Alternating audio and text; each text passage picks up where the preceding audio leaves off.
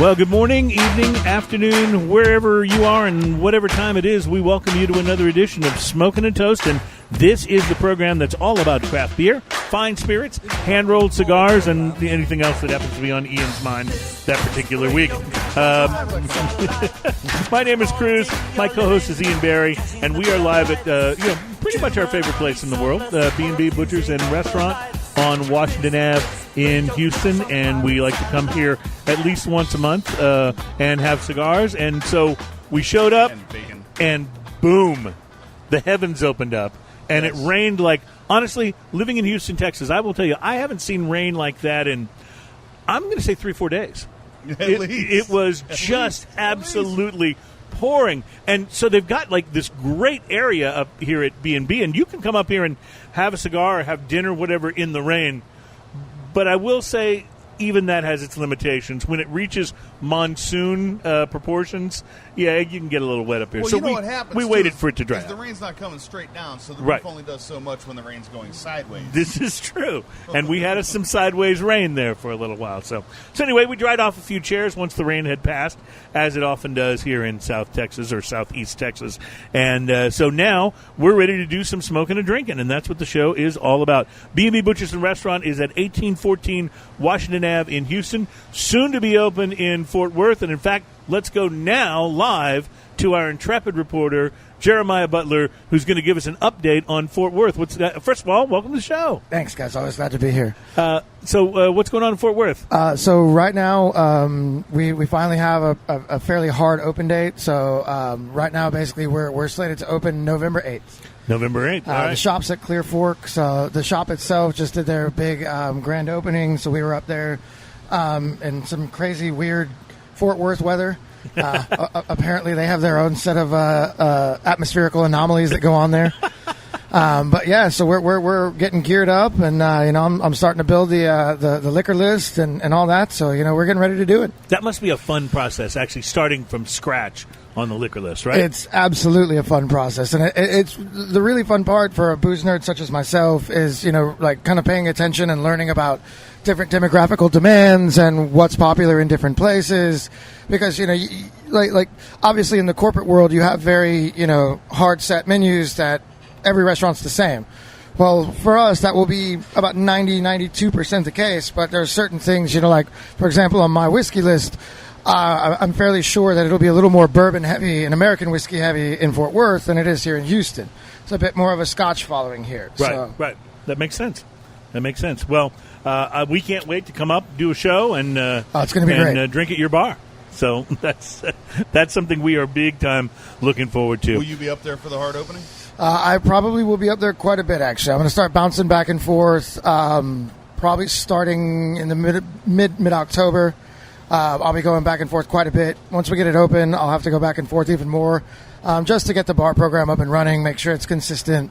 That's always the challenge when you open a second location that's an exact, replica, is making sure that every drink that comes out of your service well, every pour is because you don't want someone that they come here, twice a month and they're big regulars and they're up in Fort Worth to visit family, like, oh, I have to take you out to this place and have you have this cocktail, and then they taste it and they're like, this isn't the cocktail I have in Houston.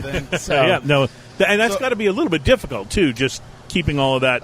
It is actually one of the ways that I'm kind of countering it. Something that I just decided, Ben and myself, recently in the past few days is as a partial beer show. I don't mean any affront with this, but so I'm removing all of my draft beers and actually replacing them all with draft signature cocktails. And so it's a much better accountability for your product. You don't have any waste, but it also gains like much more speed and consistency, because when it's coming out of a keg, every cocktail that comes out is exactly the same. Mm-hmm. So it doesn't matter if I do it in Fort Worth, if I do it here, if I do it in Austin, they're all going to be the same. So there's, however, a teardrop in my eye for the draft beer right now. Well, don't worry, we're still going to have a very good food-oriented beer selection, but unfortunately, I just don't move enough in draft. Well, I noticed that hard opening date is a Wednesday evening, so by Thursday when we do our show, you should have all the kinks worked out, right? Oh, absolutely. All right. Good. yeah. We'll look forward to that. Well, I just figured I'd build you guys a cot, and you guys could just come down Wednesday night, and we'll test all the product, and then Thursday we'll do the show. And we'll talk about it, right? Thursday when we wake up Thursday at about will be a slow 7 show. p.m., Yeah. we'll do the show. Like That you sounds said, like a Cruz, plan. whatever time it is, wherever you are. One of the easiest ways to hear the show now is on TuneIn. If you have the TuneIn app for your mobile phone, or I listen to the car on TuneIn all the time. I listen and go, wow, that Ian says some funny stuff sometimes. That guy is crazy. Yeah, he's a little nuts. So that's something. Check us out, TuneIn.com. You can find us there. It's an easy way to listen and follow the show. It's I nice actually and use easy. mine on my phone all the time, and I have a little Bluetooth earpiece, so I'm listening to audio books or whatever, podcasts in my ear all the time. It keeps my hands free so I can do stuff. It's kind of And now the other thing that we're doing now is that our YouTube channel is open for business. Now, we're not actually shooting video due to the fact that one of our pieces of equipment drowned in the monsoon. I believe monsoon is very much the correct word. And so did my hair. But in any case, we'll be definitely posting the audio of this on our YouTube channel and some photos from what's going on. And normally we do Facebook Live on the show, and then that will be available on the YouTube channel as well. So that's a new place to start checking us out. So Ian, it's been a couple of crazy weeks here in the United States of America with hurricanes and all of the fallout and all the after effect from that. Does look like the tobacco industry more or less back on its feet. I don't know how it impacts everything else, but the one thing it did just slow down is shipments, because all the shipping stopped throughout most of the South for a little while. We definitely had problems getting product here. Yeah, I bet you did. Even if you think about the food for the restaurant and stuff, that's got to get to you from wherever it is that you guys order it. You don't grow it all up on the roof in the little garden. So. Fortunately, most of our stuff is coming from the Midwest. All of our beef comes from Grand Island, Nebraska. So Right. you're not getting a lot of beef out of South Florida. But still, they had to be able to drive down Memorial to get here. So That is a true story. I couldn't drive down Memorial until a few days ago. I almost couldn't take that underpass under Memorial today. It was probably about halfway up to my knee. during the monsoon, I know. I it's went crazy. through. Well, we are lighting cigars. In fact, we've already lit cigars here on the show. And so, Ian, why don't you tell me about what you're smoking here and what you think so far? I had a friend of mine. I went to an event. Blackworks cigar company makes these Black Label Trading Company cigars. I'm smoking a Deliverance, which is it looks like a billy club, actually. Yeah, it's one of those. If you turn it around backwards, it looks like the barrel of a cannon. Yeah. Right. Don't tread on me. Type of Yeah, that's right. That's right. Come and take it. Right. And I just fired it up. It had a little bit of a tight draw, so I had to cut it a little further up and poke it a little bit, and then squeeze the end to see if I could loosen the tobacco up. And I did, actually. I've got a decent draw. It's got a little bit of little tight on the draw, but not too bad right now. And the initial light on this is good. It's big flavor. This is the third cigar that I've smoked from them. Yeah. Fourth cigar, actually. And they're all very big flavor. I don't know that they make anything less than a big, giant, Less than a medium big, to huge, full. yeah. Right. So Yeah. this started out really nice, big kind of campfire flavors, a little bit of a bitter mocha on the back of it. It's really kind of nice so far. That's as far as I've gotten. How about you? Well, I stole this out of your little cigar case when you weren't looking, and I think this is from the same cigar company, same is it company. not? It's the Blackwork Studio Boondock Saint cigar, which Which is just cool. Which is just cool because it's possibly the best Boston movie ever made, and I lived in Boston for 7 years. I don't know. What about The Departed? The Departed was very good, and the whole 5-season run of Ray Donovan's right up there too. But even though it takes place in L.A., but if you watch it, you know what I'm talking about. But Boondock Saints, not only was it one of the better Boston movies ever made, but it also introduced the world to Norman Reedus, who is on the some show called The Walking Dead. I don't know. I hear they have some fan followings, and that women kind of are into him. So They may or may not have eaten at B&B. yeah. Oh, really? They did. Oh, So- wow. so What's the did- cast members? Yeah, the cast members from The Walking Dead. We had dinner with them in the butcher shop. No kidding. And so what brought them to Houston? Were they shooting in this area? Or? They were here for the Comic-Con at GRB. Right. And so the cast And of The Norman Walking Reedus was Dead did an here for that. appearance, and so several of their cast members actually came and ate here. That's pretty awesome. I'm not too starstruck, but that's pretty awesome. For all of those less geeky listeners out there, GRB is the George R. Brown Convention Center, and Oh, Comic-Con is a convention of comics. I think people know what Comic-Con is, even if they people have asked me about. I'm just here as a translator, sir. People have asked me about my level of geekiness, and Ian, this is how I explain it. I'll go to the Star Trek convention, but I won't wear the pointed ears. That's where I draw the line. That's Does that make sense? It's a fair point. I think it does. Okay, we got lots of cigar talk. We got lots of stuff going on in the news. And I haven't even said this yet, but we have an amazing special guest today. Brett Keene from Buffalo Trace Distillery is here. And we're going to be talking to him in the next segment. And actually, my sources tell me he may actually have some Buffalo Trace with him, which is a difficult thing to find, or at least has been. We'll let him explain all of that. That's coming up. Also... Stand by, Ian. Hold on to something. All right, I'm hold on. Big news. Taco Bell is talking about dumping their drive-thrus and adding spirits.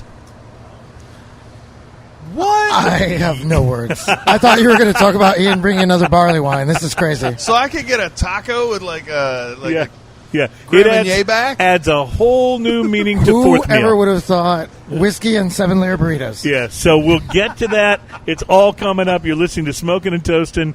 And thank you, by the way, for joining us for show number 57. We found Buffalo Trace. It's a B&B. On the beach in Hawaii. Welcome back. It is episode number 57 of Smokin and Toastin'. My name is Cruz. My co-host is Ian Barry. Hi, y'all. Ian, did I notice you were in a different truck when you pulled up? It looked different to me. No, it's the rain actually washed some of the dirt off of it, so it looks more black than gray. Okay, because I immediately was suspecting you.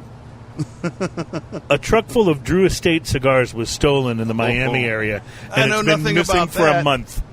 Yeah, a truck containing Tabac Especial Dolce Robusto, which is the coffee and milk flavored ones, and the Undercrown Shade Bellicoso, which is a damn good cigar. The I gotta hunt that Bellicoso is down. amazing.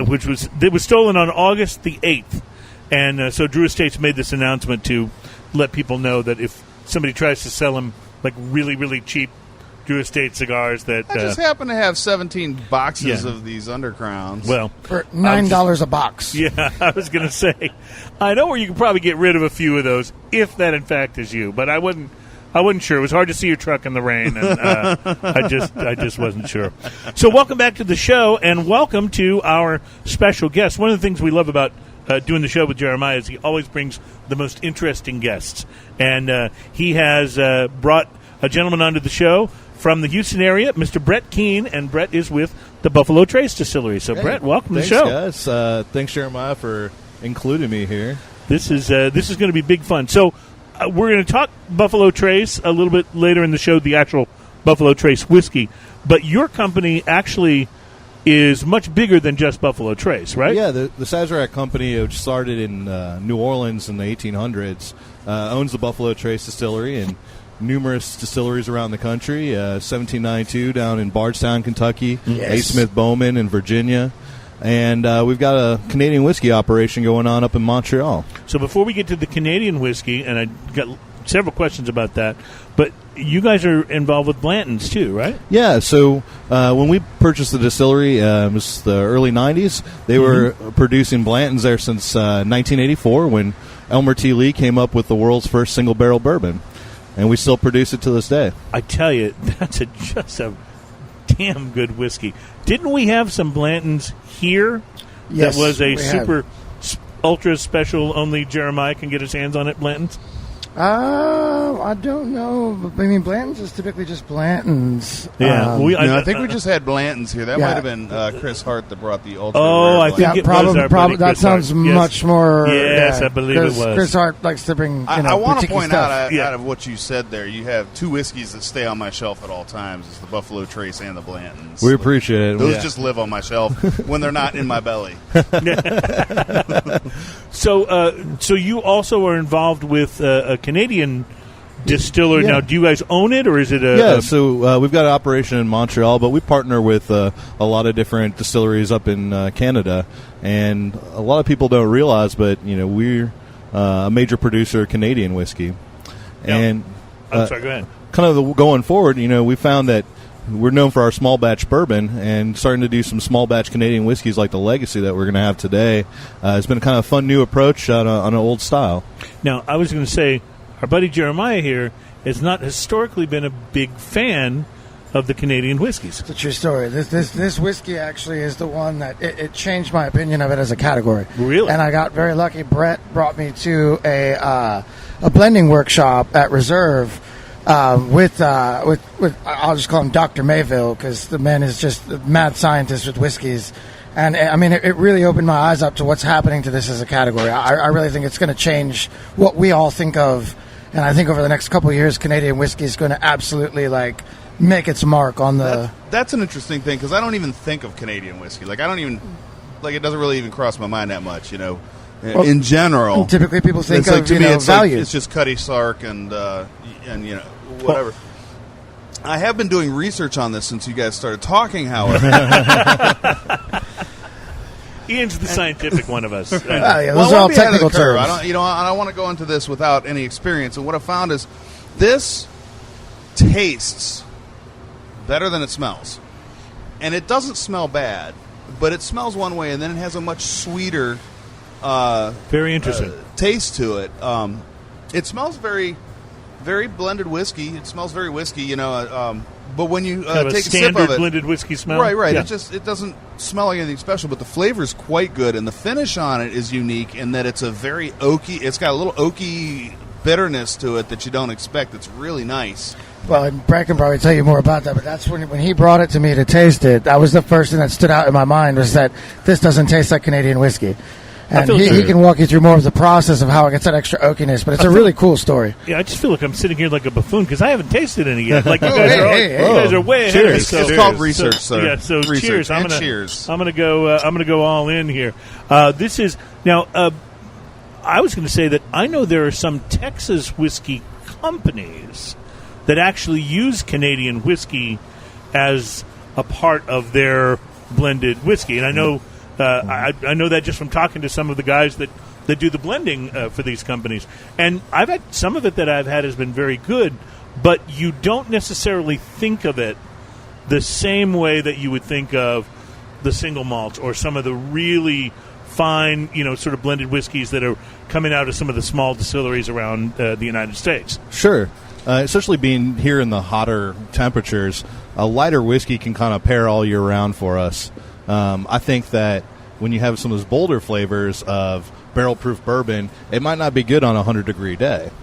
But sipping something that's been aged in used casks, like a Canadian whiskey, is a little bit lighter on the palate, a little bit more refreshing in the heat.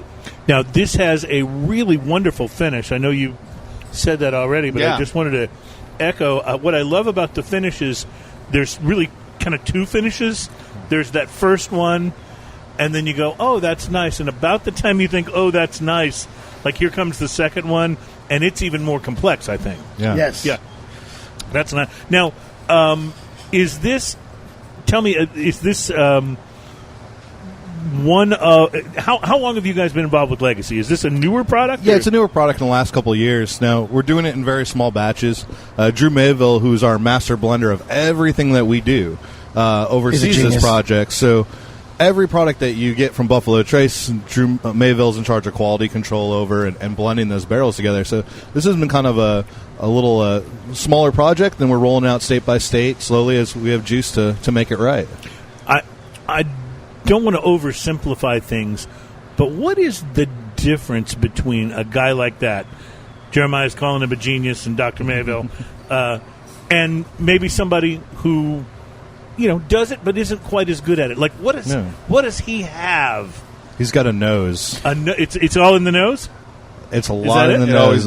Yeah. The nose. Yeah, absolutely. Well, and the palate. And I mean, there's no substitute for experience. I mean, one of the things that I learned, and I'm sure Brett can attest to this, is as you go through your years and you get farther and farther down the whiskey rabbit hole, exposing your palate to more and more things, whether they be good, whether they be bad, whether they're first fills or heads and tails or hearts or aged or unaged, like the more that your palate experiences, the more that you become adept. And that's what I think what makes Drew so good at blending is that his palate is just so experienced. Mm-hmm. Maybe he doesn't have the same palate as like a David Pickrell, who's like a wood and age guy, who's all about like how did the tannin and vanillin and eugenol affect it.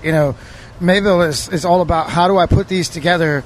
I have a vision, and how do I get that vision to come to fruition through blending multiple whiskeys, not adding a neutral grain spirit, not adding coloring, really blending whiskeys. And I think that's kind of what separates Legacy apart. I mean, it literally replaced one of the purple bags on my shelf. Like, he's one of the purple bags.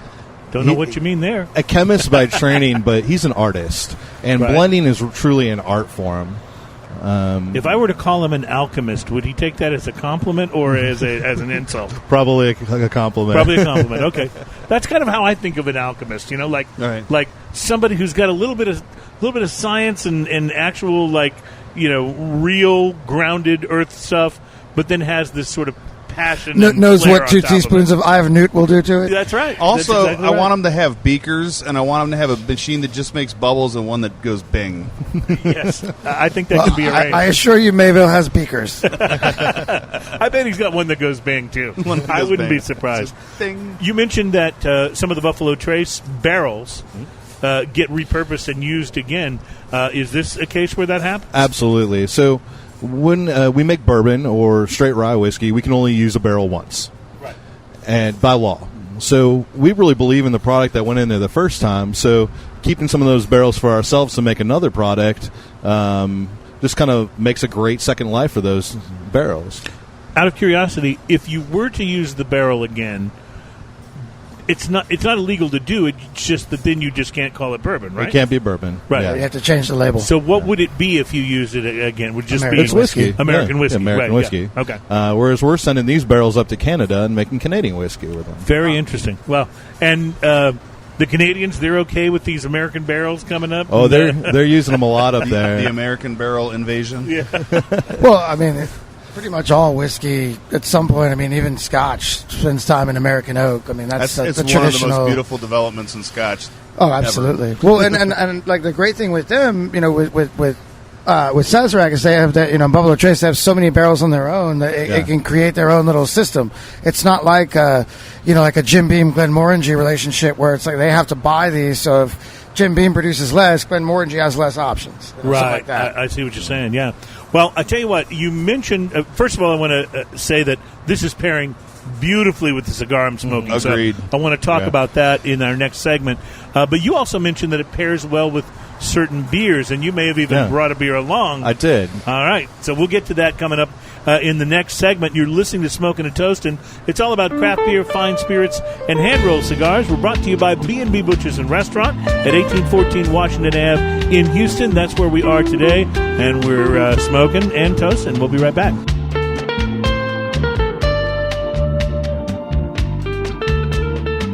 Welcome back. Oh, Ian, you messed it up. See, it was supposed to be welcome back, and then the sound of the beer opening. I got it in there. To smoke. Well, okay, all right. It just wasn't the smoothest. It wasn't. Well, that's what happens, folks, when you use live sound effects. We're not like some of those other shows that use that was not canned sound effects. No, it was canned, but not. Well, I do know that back at the studio, a very, very high tech little red machine. Yes, for your sound effects. That's the way we roll. It's the high tech red machine. Yes. So this is for you, Jeremiah. Taco Bell has a plan. Get rid of drive-thrus and start serving alcohol. Now, I suppose that one has to go with the other, because unless you're in Louisiana, drive-thrus and alcohol generally don't mix, right? Well, actually, there is a drive-through margarita shop just is. down the street from us on Washington at Right up Washington the and road. Durham. All So right, that's so, not well, we're you know. close to Louisiana, so I maybe think you that. can drive through Taco Cabana and get there. Yes, but that is a wine margarita. It does not actually have, okay. to my understanding, it does not have actually like distilled spirit in it. Well, wineandfood.com reports that within the next 5 years, Taco Bell, famous for its slogan, think outside the bun, plans to open between 300 and 350 cantina-style locations that will not have drive-thrus. These new locations, mostly in major urban areas, will serve beer, wine, sangria, and twisted freezes with tequila, rum, and vodka. So you won't necessarily be able to go up and go, yeah, I'd like a pack of like 6 crunchy tacos and some Legacy blended Canadian whiskey. But you can say, Give it time. Yo quiero cerveza. Yeah. See? There's always at least one every show. Always at least one. I have no words for this. This of course, Taco Bell is known as being a late-night place. I mean, that's when when you go to Taco Bell, when you've been out enjoying some fine Legacy blended Canadian whiskey, and you're like, I'm going to have something to eat before I go to bed. Aren't they the one that has a munchie box that's only served like after 9 and you're not sure what's in it until they give it to I'm you? pretty sure it's only between like 4:15 and 4:25. I think you may be right. Know your demographic is what I'm saying. They're known for multi-layered, cheesy, beef-filled burritos, and these new ones will have open kitchens, artworks, and digital menu boards, in addition to the the spirits and beers and stuff. I am perennially blown away by the innovations of Taco Bell. Yep. Detroit, Pittsburgh, Nashville, and New York will be the first to have these. They're planning to open 50 of them in Manhattan. We need 50. to celebrate this. They're actually moving their entire menu up to 6 ingredients now, one of them being alcohol. Yes. I think it's Jim Gaffigan talks about that. He was a waiter at a Mexican food restaurant, and he says, people ask, what's in nachos? It's tortillas with cheese, meat, and vegetables. What's enchiladas? Tortillas with cheese, meat, and vegetables. It's all the same thing. Well, that's Tex-Mex. It's Yeah. just how do you rearrange the 5 ingredients? Well, we are really thrilled to have Brett Keene from Buffalo Trace Distillery with us today. He has brought a wonderful bottle of this Legacy blended Canadian whiskey, and I didn't ask you this, but if I'm buying a bottle of that in the store, what's that going to cost me? You're looking from $20 to $22 retail. No way. Absolutely. Wow. This does not drink like a $22 whiskey. No, it's pretty amazing. Yeah. Not at all. Like, that's good bang for the buck. And after doing some research with this whiskey and beer, because I've already been doing the research now, this really does pair well. Notice how absolutely Ian can correct. never wait for the segment to actually get there. It's He always- research. It's not impatience. Well, he doesn't want to go into the segment way different. unprepared. It's very technical what's going on here. Yes, of course it is. So you brought us a beer that we are sampling alongside the Legacy blended Canadian whiskey. Which beer is this? So this is Buffalo Bayou's Don't Fear the Ripa, the rye IPA from Buffalo Bayou. I really like those guys. They really put some great beer together. Shout out to Troy. Yes, this is really good stuff. And so I haven't tried this with the beer yet, but you have, Ian? Thoughts? Well, I have. I just want to point out on the label, it says "Don't Fear the Ripa." It says dank, resiny, bright citrus hops and a dry pepper finish. Which, by the way, when you have the whiskey with it, I've had this beer before. It's pretty good. When you have the whiskey with it, it really brings out that citrus hops like big time, right up more front. so than because I've had this beer before and I like it, but I've not noticed it being quite as citrusy. It almost as tastes it is now. like a summer seasonal kind of Indeed. at that point, Well, I think they actually bring out things for both. Like, Yeah. I feel like the beer itself, like, when you go back to the whiskey, you get so much more of that sort of cocoa-y, figgy, like kind of developed flavor. Yeah, the darker fruits. You in know, it. it's kind of like it's like a yin and yang. It's like one is bright and one is sort of mysterious. So I was You know gonna what, though? ask- It doesn't interrupt that oak finish, though. No. I was going to ask Brett, but you guys have pretty much answered it. Which do you like better, going from the whiskey to the beer or vice versa? And the trick, I think, is 1, 2, 3. Yeah, absolutely. And for me, like, inside of the 6 recipes that go into Legacy, rye is used in a couple of different ways. And you don't always pick that up on the palate, but after I have this rye IPA and that's kind of lingering in my mouth and I take a sip of the whiskey, I'm starting to pick out some of those spicier characteristics of the whiskey, too. How long does this whiskey stay in the barrel? So in Canada, it's a minimum of 3 years by law. We're looking for older whiskeys as well. So from 3 to 6, we're blending it together. And we were talking a little bit about this during the break, and I want to ask you about the ways to keep things consistent, because you were telling me during the break, Jeremiah, about how you went up to taste these whiskeys to decide which one to bring the barrel back from Hudson Bay. From Hudson, yeah. Yeah, and that one barrel next to the other one, there were huge differences, and some of these were only like an hour apart. Yeah, right? so when they start to, fill barrels out of the still and things like that, or start to blend them, put them together, things like that, you're looking at, like, one of these barrels was maybe an hour difference out of the same batch of barrels. And, it was drastically different. So, and that's what makes, and kind of like where we led the conversation was, that's what makes a guy like True Mayville and a product like Legacy or some of the stuff they do at Sazerac so special, is that they have such a broad store at inventory that to be able to just, like, sit down, because I'm sure he'll taste through 30 of them. And to have a vision, like, I'm sorry, my vision was blurred tasting through 6. I can't imagine tasting through 30 and still having a clear and concise vision of where I wanted my whiskey to end up. And of the whiskey people I know, you'd be like one of my top 5 best palates, easy. Yeah, mine's not bad. But again, it's just experience. I've just tasted through so many good, bad, mediocre, exceptional, And I, at this point, again, like I said, I would let Brett kind of expound, but I think that's one of the great things about the project that became Legacy is just that art form really came to fruition. Overall, everything that we do, we're curious. And we set out years back to do the Single Oak project at Buffalo Trace, where we took different trees from different parts of the forest and made barrels out of the top half of the tree and the bottom half of the tree. Wow. And from there, we were able to learn where the tree grows in the forest and the ages of the cooperage, how that impacts the whiskey later on. And when you get a barrel of whiskey today, like 31 to 33 different staves go into making that barrel, and they can come from 31 to 33 different trees. So sister barrels distilled on the same day could taste very different, even if they slept next to each other in the warehouse. So if a tree falls in the forest and no one's there to make a barrel out of it, does it make a sound? Not a good sound. Not a good sound. Yeah. I don't know. The real question at the end of that is, can we drink and mourn that yes, tree? And mourn the tree. Yeah. So let me ask you this: with a blended whiskey like Legacy, and with, like, Jeremiah is talking about how different these whiskeys were that were an hour apart. Yes. How does your distiller even come close to staying consistent?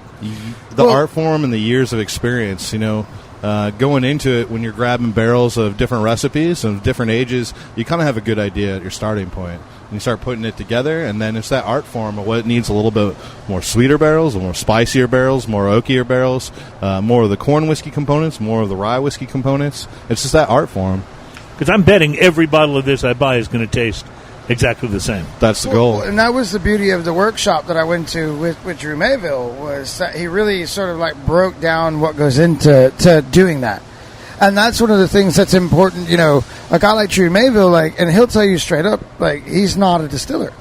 You look at like a David Stewart from Balvenie, it's a whole different art form. Mm-hmm. And so, for example, one of the big differences for what I tasted versus what this is, I went to pick out a single barrel, whereas if I was to say, well, I want a Hudson whiskey that's a proprietary B&B blend, I would go through and taste several barrels, then blend them, and say, okay, this is the blend that I like, 30% of this barrel, 40% of this barrel, right, and that kind of thing. Whereas, they're doing this on a much more intense and drastic scale. I mean, and then producing. I mean, not mass producing, but producing enough to put on shelves all over the country. And that's a huge advantage they have, is that Buffalo Trace as a distillery has just such a gloriously large inventory. And there's no substitute for that. That's what makes, for example, the Purple Bag. We won't even say the name, but what makes them? They're consistent because they use like a neutral grain spirit and a bunch of coloring to just create this consistency. They're not actually blending the whiskeys. It's important to talk about, like, some of the negative feelings about Canadian whiskey comes from this law passed in 1963 to make Canadian whiskey competitive in the U.S. Canadian whiskey had to be 3 years old, so they created a rule where that 9% of what goes into that bottle could be not Canadian whiskey. And they started putting in fortified wine and neutral grain spirit in order to basically be more competitive on the price point here in the United States, where American blended whiskeys will have up to 80% vodka in them, and they have to indicate it on the label. Canadian whiskey doesn't indicate that 9%. Now, with Legacy, we're just blending whiskey together. It's just whiskey. And it's all whiskey. Yeah. I mean, that's a huge thing to note. So I'm starting to understand then why this has such a complex and refined sort of taste to it.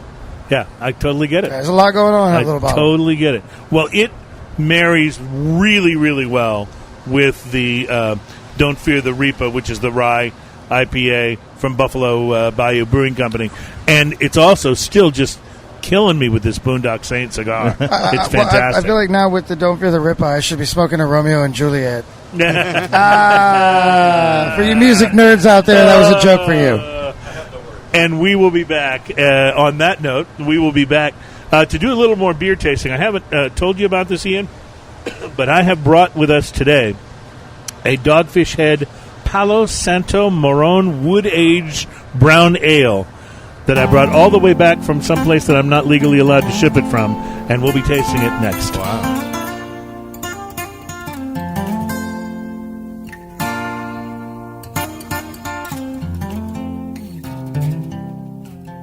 Welcome back. We are Smokin' and Toastin', brought to you by B&B Butchers and Restaurant at 1814 Washington Ave in Houston. And what's the address going to be in Fort Worth?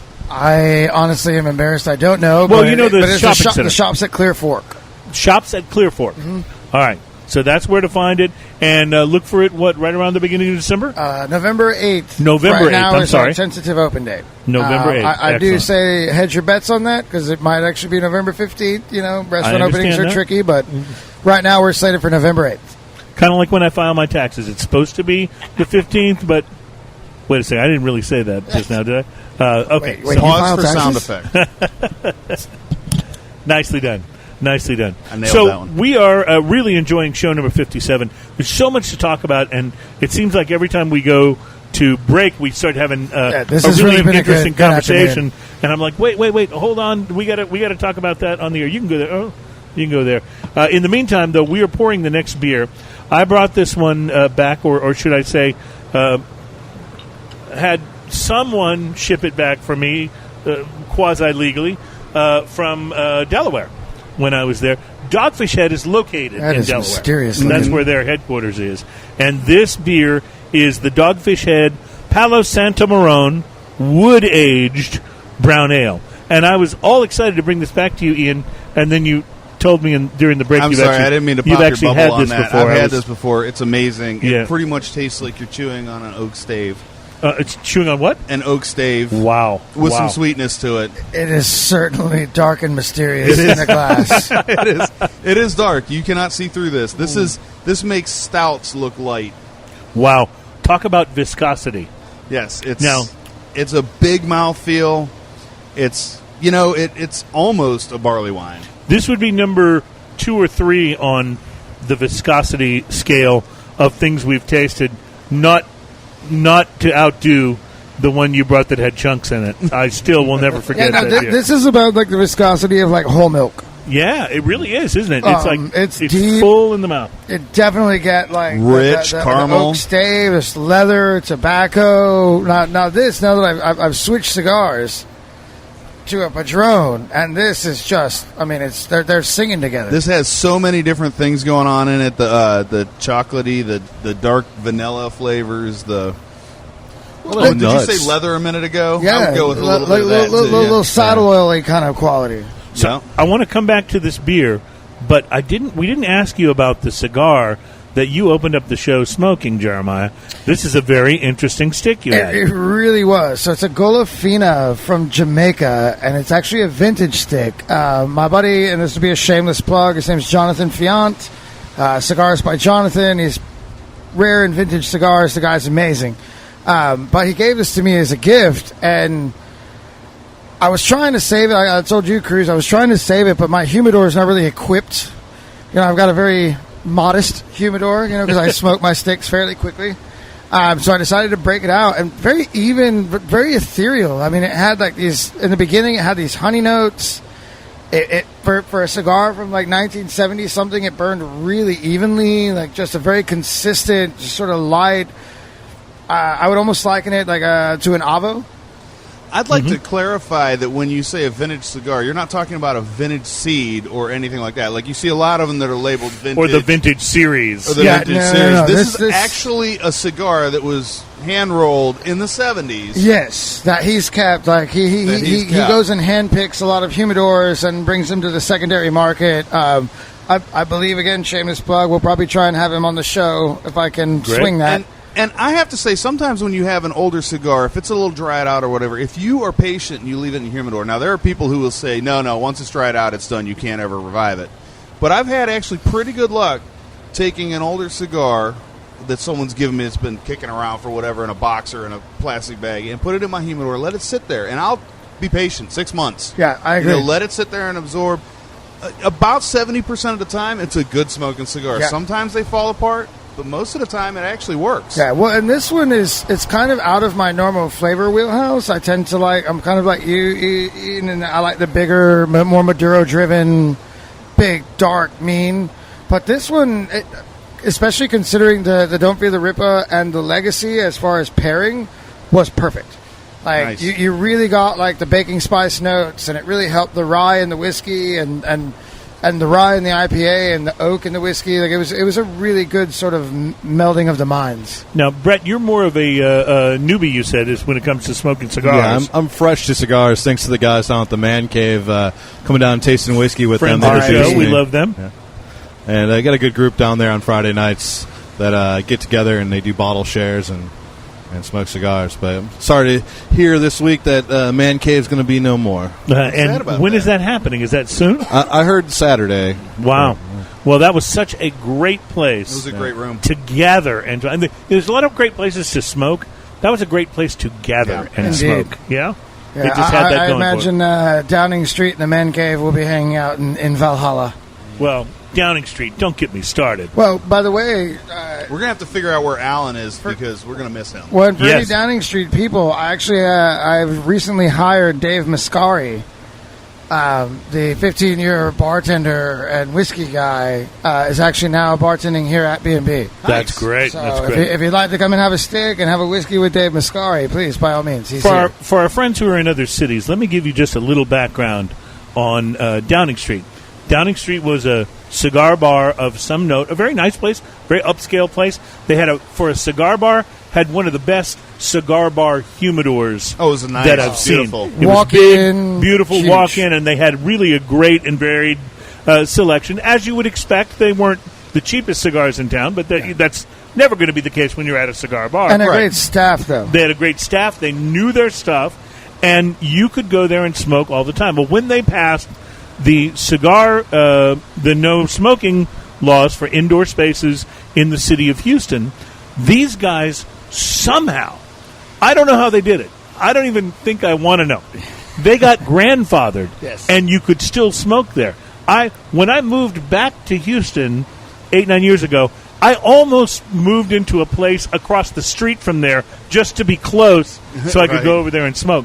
And a couple of years ago, they sold the place. The people they sold it to made it non-smoking. The only establishment like that where you could get, beer, spirits, wine, food. Well, we talked about that on an earlier episode about the rest in peace for Downing Street. Oh, my God. And then these people were so stupid, they continued to call it Downing Street. So everybody that went there to smoke turned around and walked back out. And people that didn't want to go to a place where you could smoke never even tried it. That's marketing 101, folks. I'm sorry. Forgive my rant. Well, and take those grandfathered licenses and run with them because they're not going to be made back. Yes. Yeah. What is that worth? I mean, absolutely. That's crazy. Well, I mean, even now at B&B, there's people that come into the patio where we're sitting and will be like, I didn't know you could still smoke. Well, actually, technically, like, if you look at the laws, there are certain ways, and so here at B&B, one of the things we did was we worked within them, and it was very important to us to provide a place that people could still smoke cigars. You have patio set is so stellar. Yeah, you've set up such a great space up here because it's We don't covered. have a walk-in humidor, but we do have a humidor. You do have a humidor, and it's very appropriately stocked with just the right things. Yeah, thank you for the Yeah. guys at Stokey's, Jacob, and all those guys. They help us keep it very, very.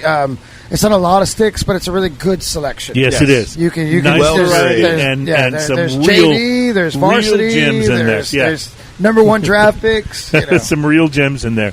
This beer, to go It's back to exceptional. the Dogfish Head, is just getting better and better the more I sip it.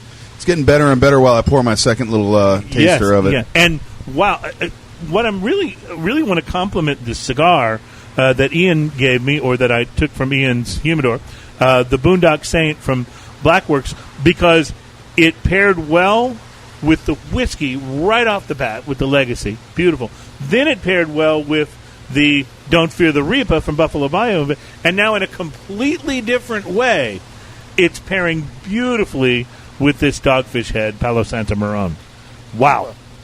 This beer screams smoke a cigar. Yes, it really does. Yeah. Not a lot of beers scream it. This beer the screams flavor just smoke a kind of cigar. fits around the cigar, and I'm smoking the Deliverance. That was odd flavor. It's tapered, so it's getting smaller and smaller. And it's getting more and more intense. So it's kind of nice that we went to a more intense beer because it really kind of picks up to the level of the cigar here. Absolutely. So in our final segment, I want to mention that the waitress here at B&B has brought us out a round of Buffalo Trace whiskey. I've never been called a waitress before. Oh, it was you that carried it out. Hey, I thought. I was looking. I go, man. They used to have some really, I don't want to see really him in a beautiful skirt. waitresses, and I'm not sure they kept that up. But that was you, so we'll let it slide. So we have Buffalo Trace whiskey that we're going to sample, and then I was so excited to find a bomber of Stone Brewing's Farking Wheaton Woot Stout. Stone Farking Wheaton Woot Stout 2017. Say that 3 times. Yeah, I probably No. probably Actually, won't first do you have to take a shot of Legacy and then say it 3 times. Well, we may have to try that because the Woot Stout is. I haven't tasted it, but it's supposed to be like it. It's got a little bit of a legacy. I've of its never own researched this going one on, either. to borrow the term. So you'll be researching it shortly as we get into Well, our final since I've been segment. doing this show, I just refer to my drinking and cigar smoking as research now.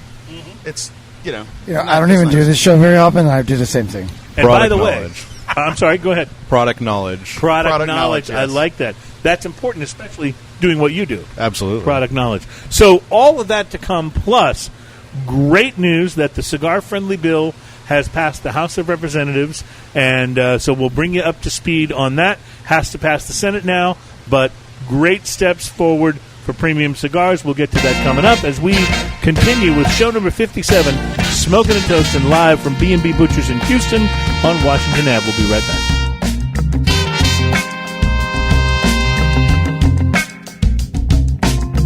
I know how to love, and I know who I am. Come on, let me love you. Welcome back, my friends. It's Smokin' and Toastin', our final segment. We have a lot of ground to cover, so let me just say, first of all, encouraging news in the cigar industry's fight against the FDA. The U.S. House of Representatives has passed the bill that would prevent the Food and Drug Administration from using its funds to regulate the premium cigar industry. So this is, of course, something that has no direct impact unless it also passes the Senate and is signed by the president. But it was a positive development for the cigar industry. We've been talking about this for a long time. These new regulations are understandable for machine-made cigars and things like that, but they are definitely not appropriate for premium cigars, and so we're excited to announce that. Also, if you've punched anyone in the face recently, and Jeremiah just laughs like maybe there's a story there. There is a whiskey for that. There's a whiskey for that? During the filming of Blade Runner 2049, the sequel to the famous movie Blade Runner, Harrison Ford, who returns in this movie, wound up accidentally punching Ryan Gosling in the face. Harrison says Ryan's face was not where it was supposed to be during the scene, but he did land a pretty good blow on Ryan Gosling's face. So he brought Ryan a bottle of scotch to apologize. Nice move. He can afford it. Classy. Yeah, classy move. Oh, no. Now, Through many of my years of whiskey experience, Yeah. I don't know that it's ever been, his face wasn't where it should have been. yeah, I don't know. If the whiskey was good enough, I might let Harrison Ford punch me in the face. Just depends on how good the whiskey is, right? Well, now there's a special branded whiskey that he can give to Ryan Gosling the next time this happens, and you can buy it as well. The real tie-in is that in the original Blade Runner from 1982, there's a scene where Deckard gets called into his boss Bryant's office, and the men share shots of Johnny Walker Black Label. And they talk about a new case and blah, blah, blah. While hoping to capitalize on the nostalgia and the Harrison Ford-Ryan Gosling punch, they are releasing at Johnny Walker a new limited edition run of their signature whiskey in a fancy-schmancy, futuristic bottle that appears in the new film. It's called the Director's Cut, and it's perfect should you happen to smash anybody in the face. Subtitle, Johnny Walker, a punch in the face. Or you could just get them a bottle of Legacy blended Canadian whiskey. They'll like it better, and you'll be more easily forgiven. That's what I'm thinking. Thank you for that. And it's probably a lot cheaper, too. And I'm looking at the base of this bottle. I'm pretty sure if you're going to smash somebody with the whiskey bottle, I think the Legacy bottle might have a little more... Well, yeah. All right, might have a little more gentlemen, heft to it. pause for sound effect. Oh, here we go. Ooh, I think that one was good. Yeah. I think we like that one. I'm not really that clumsy, but I like to have the clack, clack, clack go on so you can hear what I'm doing. That's like when I used to do phone hang-up sound effects back when I did a morning zoo show back in the 80s. You would always, clatter the phone around a little before it finally rested in the cradle. Clackety, clackety, clack. I'm sorry, I don't know So why I much even more said effective that. than just pushing the red button. Oh, sure, exactly.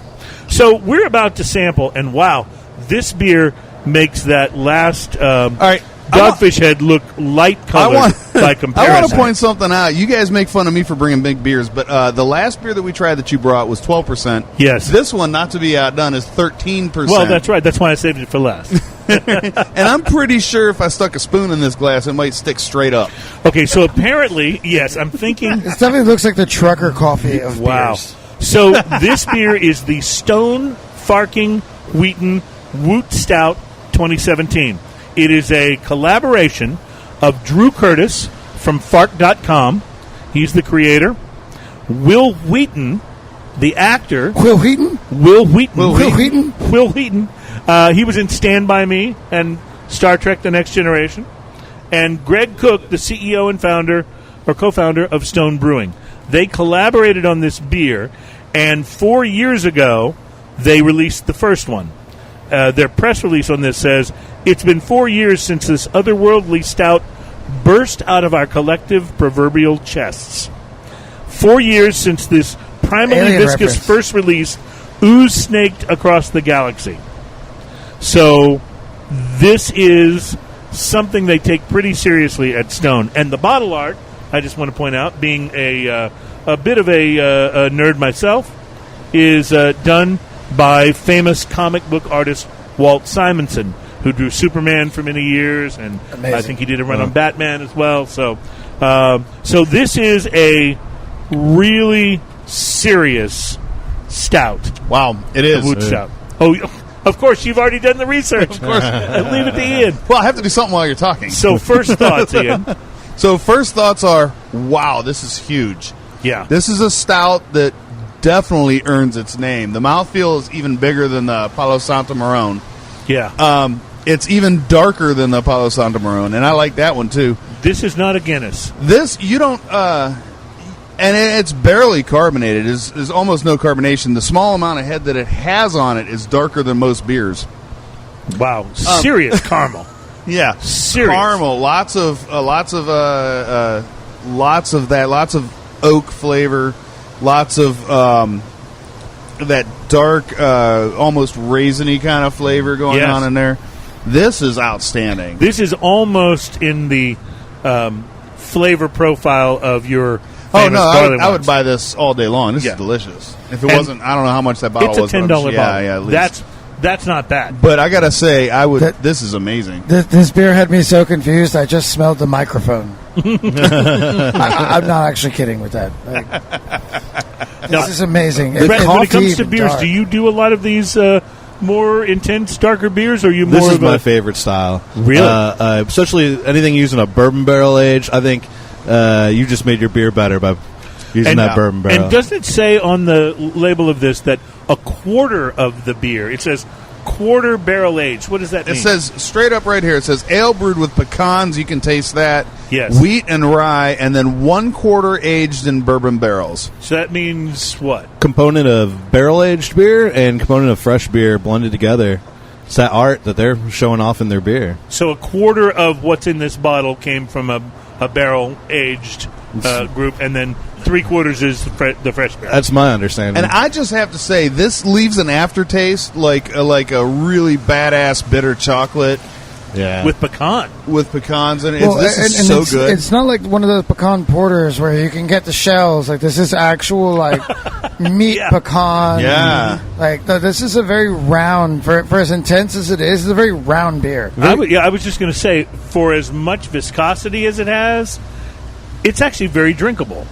Like, it's not something where you go, wow, and I realize it's 13%, so there's No, going to but be a you don't limit to the taste that drinkability, but 13%. No, you definitely do not. You Which know, makes it's it a very dangerous so good. It's smooth. 13%. It's got an almost creamy kind of mouthfeel because it's very light carbonation. And the bitter finish is more reminiscent of like a cold brew coffee Yeah, at the very end. much. And it's great beer. It's got some coffee flavor to it, but it doesn't come across like a coffee stout or coffee Not at porter. all. Yeah. But I agree with what he said. The mouthfeel on this is very much that nitro cold brew Yeah. on your actual tongue. It's really nice. You'll notice I'm keeping this bottle close to me because I'm going to drink the rest Yes, of this. I actually. knew I was going to make you happy with this one. You can mock me all you want for the high alcohol content, but I knew you were going to love sure Hey, it. you keep didn't bring your- an IPA today. I didn't. You didn't bring a barley wine. I didn't bring barley Hey, wine. but we all have a shot of Buffalo Trace in front of us. Well, and this is how I wanted to kind of close the show because Buffalo Trace has gotten such an amazing reputation across the last several years, especially for being an amazing whiskey for the price, and B, really hard to find because it's an amazing whiskey for the price. Is it still hard to find? Is that getting better? It's starting to get better this past year. We're catching up. We're building 2 warehouses a year going forward to age Wow. more bourbon.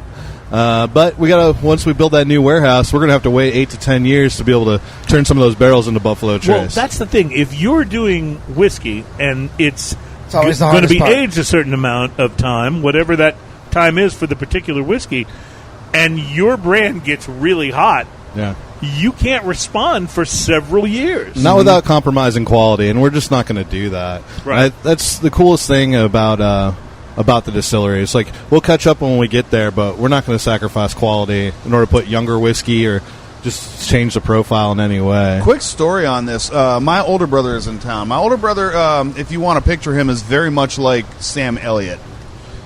That's just kind of what he is. He looks like a little bit like that, and Does he acts sound a like lot. him? Yeah, Because a little that's bit. like the greatest voice ever. A little bit. Sometimes the So anyway, bar I'm eats hanging you. out with him at Reserve 101. He was in town for a convention. I'm hanging out with him at Reserve 101, and we had a few different drinks. But I went inside, and I was smoking a cigar, so I didn't want to have to go inside and come back out a few times. So I got a double Buffalo Trace with just a little ice, and I came back outside, and I said, here, try this. And he took a sip, and he goes, that's really good. And then he took another sip. He goes, damn, that's good. And I looked at him. I said, a bottle of that is less than $30. He said, what? I said, yeah. That's a great whiskey. I fell in love with bourbon about 12 years ago, and it was all because it was an affordable luxury. And that's the coolest thing about something like Buffalo Trace. It's an affordable luxury. What I love about everything you've talked about today, whether it's this Buffalo Trace or the Legacy Blended Canadian, is that you've talked about your commitment, the distillery's commitment to quality, in the same way that guests we've had on from, Glenmorangie and Balvenie talk about it. And these guys are not selling $20 bottles of whiskey.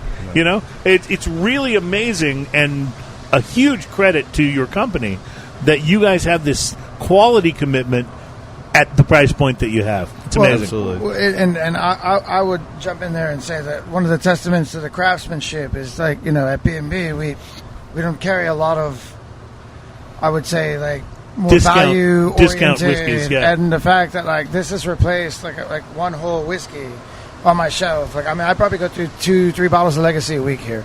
Wow. And it's a quality product. The Legacy is fantastic. The Buffalo Trace is fantastic. Just amazing complexity. And we could talk about this for another 3 or 4 segments, but unfortunately, this is the last one, and we're just about out of time. So I do want to say, Brett, thank you so much for being on the show today and for bringing this amazing whiskey. And Jeremiah, as always, it's a pleasure to be at B&B. Cheers, everybody. Cheers, everybody. We'll talk to you tomorrow.